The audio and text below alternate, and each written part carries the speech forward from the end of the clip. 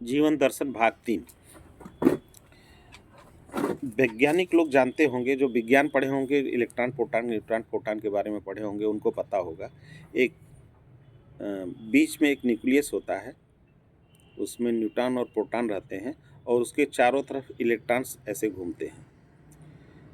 कई ऑर्बिट होते हैं, उसमें 2 इलेक्ट्रॉन अंदर, सबसे अंदर के इलेक्ट्रॉन में 2 इलेक्ट्रॉन होते हैं। इसके बाहर फिर 2, 8, फिर 16, फिर 32, ऐसे ऑर्बिट बढ़ती जाती है और ऐसे घूमते जाते हैं। तो हमारी जो शरीर की रचना कहेंगे, जो हमारे मस्तिष्क, ब्रेन की और वो सब जो संभावनाएं, वो भी देख लीजिए। वो न्यूक्लियस को आप अपनी आत्मा मान लीजिए, तो उस न्यूक्लियस के इर्द गिर्द इलेक्ट्रॉन्स रूप में हम घूम रहे हैं। तो हमारी आत्मा, वो जो जिसको हम न्यूक्लियस मानने की बात करें, वास्तव में वो परमात्मा ही है, जिसको ब्रह्मांडीय स्थिति में आप परमात्मा मान लीजिए। और उस परमात्मा के इर्द गिर्द हम इलेक्ट्रॉन्स के रूप में घूम रहे हैं। हमारे अंदर जितनी ऊर्जा है, आप देखे होंगे कि सबके शरीर से अलग तेज आता है। तेज देखिए, तेज शरीर के अंदर तेज और गंध जो होता है ना, ये डिपेंड करता है कि उस व्यक्ति का व्यक्तित्व क्या है, उसके अंदर कितने गुण कैसे इस तरह से हैं, उसी तरह से उसके अंदर होता है। जिसके अंदर क्रोध, लोभ, आप क्रोधी व्यक्ति को देखते ही पहचान लेते हैं ना कि ये क्रोध में है। कैसे पहचान लेते हैं? क्योंकि जो गुण और गुण, कपिल ने जो सांख्य शास्त्र में जो दिया हुआ है, सांख्य योग में अगर आप जाएंगे तो कहा है कि जीवन दर्शन कुछ नहीं है, जीवन केवल गुण गुणों में बरत रहा है। और जो गुण अवगुण हैं वो हमारे शरीर के माध्यम से दिखते हैं। जैसे मैंने बताया कि अगर कोई क्रोधित होता है तो उसका चेहरा दिख जाता है। आप छुपाने की कोशिश करता है व्यक्ति, लेकिन उसका जो वास्तविक गुण होता है कहीं न कहीं तो चेहरे से दिखता है। कहते हैं चेहरा दर्शन है, आपकी आँखें दर्शन है आपकी सोच की। तो आपका जो सोच होता है ना, जिसके अंदर जितना सतोगुण भरा हुआ है, जिसके अंदर परोपकार, सच्चाई, निडर है, वो उसके अंदर एक तेज दूसरा होता है। और जो जितना कामुक लोलुप है, उसके अंदर देख लीजिए एक उसकी ओरा जिसको कहते हैं, ओरे में कमी होती है, तो सबने अनुभव किया होगा। किसी के व्यक्ति के पास आप जाएँगे अच्छा लगता है, किसी के व्यक्ति जाते ही उसने कुछ नहीं किया होगा लेकिन फिर भी उसको देख कर के इरिटेशन होने लगता है। वो क्यों होता है? वो वही जो ओरा, दोनों में अंतर होते हैं, जो ग्रह नक्षत्र जिसको जिससे नहीं राशि मेल खाती है, उसके उसके गुणों से उसको थोड़ा-सा एलर्जी होने लगती है।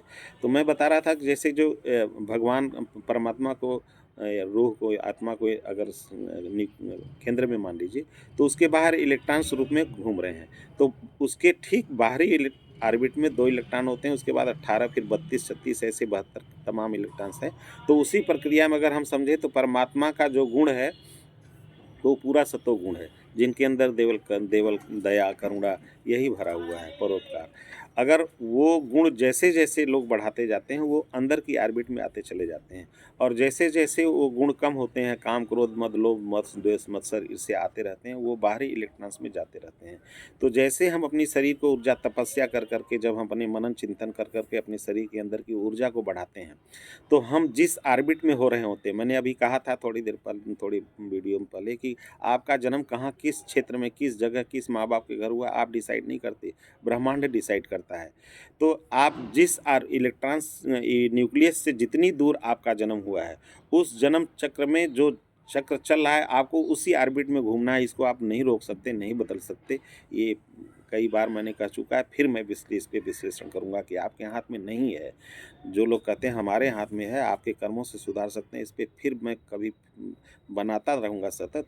आपके हाथ में बहुत कुछ नहीं है, जो कुछ है वो मैंने बताया कि आपके विचार हैं। तो जब हम अपने तपस्याओं से अपने गुणों को बदल कर के जब हम उस इलेक्ट्रॉन को एनर्जाइज़ कर लेते हैं, तो विज्ञान कहता है वो इलेक्ट्रॉन फिर अपने अंदर या बाहरी वाली ऑर्बिट में उसके अनुसार से जंप करता है। और जब जंप करता है, जैसे बाहर की ऑर्बिट में जब जाता है, तो अपने गुणों को छोड़ देता है। और जब अंदर वाली ऑर्बिट में आता है, तो वो बाहर से ब्रह्मांड से ऊर्जाओं को लेता है, एनर्जाइज़ होता है, तब वो इलेक्ट्रॉन अंदर आता है। इस प्रक्रिया को समझिए फिर से। जैसे ये न्यूक्लियस है, न्यूक्लियस के बाहर इस ऑर्बिट में अगर घूम रहे हैं आप, तो आपकी जो ऊर्जा है और जो दूसरे बाहरी वाली ऑर्बिट में जो ऊर्जा है, उसमें इलेक्ट्रॉन्स ज़्यादा होते हैं। उन उसमें जब आप जंप करते हैं, तो ऊर्जाएँ जैसे जब बाहर वाले में जाते हैं तो ऊर्जा निकलती है, और जब अंदर वाले में आना पड़ता है तो ऊर्जा गेन करना पड़ता है। हमारा जीवन दर्शन देखिए यही है। अगर आप अपना अपने गुणों को बाहर दूसरों को बता रहे हैं, दूसरों को व्याख्या कर रहे हैं, दूसरों को सेवा कर रहे हैं। दूसरे की सेवा करने से जब आप गुणों को लेते हैं, तो आप एनर्जाइज़ होते हैं, एनर्जाइज़ चुप रह कर के जो एनर्जाइज़ होकर कर के आप अंदर की ऑर्बिट मतलब भगवान के सन्निकट होते हैं। और अगर आपने अपने गुणों को दूसरों को बताने में, बोलने में खर्च कर दिया, आप कर रहे हैं, सेवा कर रहे हैं, लेकिन उस सेवा आपको लग रहा है कि आप सेवा कर रहे हैं, लेकिन हकीकत में क्या कर रहे हैं? आप अपनी ऊर्जाओं को व्यर्थ कर रहे हैं। आप फिर परमात्मा भी कहता है था ठीक है जाओ उस ऑर्बिट में ज़रा करके देख लो, तो वो दूसरी ऑर्बिट में बाहरी ऑर्बिट में चला जाता है। तो वहाँ जा उसके आपकी ऊर्जा का क्षरण होता है। ऊर्जा का क्षरण होता है तो आप बाहरी ऑर्बिट में चले जाते हैं, धीरे-धीरे भगवान से दूर हो जाते जाते हैं। उसको अगर अपनी सरल भाषा में समझना चाहें, तो हम कहते भी हैं कि जैसे आप किसी मंदिर मस्जिद में जाते हैं, अगर आपकी मनोकामना पूरी हो रही है, तो इसका मतलब कि ये हुआ कि ईश्वर आपको दूर कर रहा है। जाओ तुम मोह माया में फँसे रहो, अपने कर्म में बंधन में फँसे रहो। और अगर अंदर की ऑर्बिट में आते हैं, तो ईश्वर के सन्निकट आने के लिए आपको उसमें उस परखना पड़ता है, उसको और गरम होना पड़ता है, तो उसको दुःख कष्ट क्लेश होते हैं। इसी को शायद बहुत वीडियो सुने होंगे आप, बहुत लोग कहते हैं कि जो आदमी भगवान भक्ति करता है उसको ज़्यादा दुःख होता है, क्यों होता है? बहुत विचार लोगों के आए हुए हैं। मेरे विचार से मेरे भी विचार पे थोड़ा मंथन करके देख लें, वैज्ञानिक दृष्टिकोण से यही है कि अगर आप अंदर न्यूक्लियस में आ रहे हैं तो आपको ऊर्जा लेनी पड़ती है। ऊर्जा लेने का मतलब क्या हुआ? आपको ताप लेना है।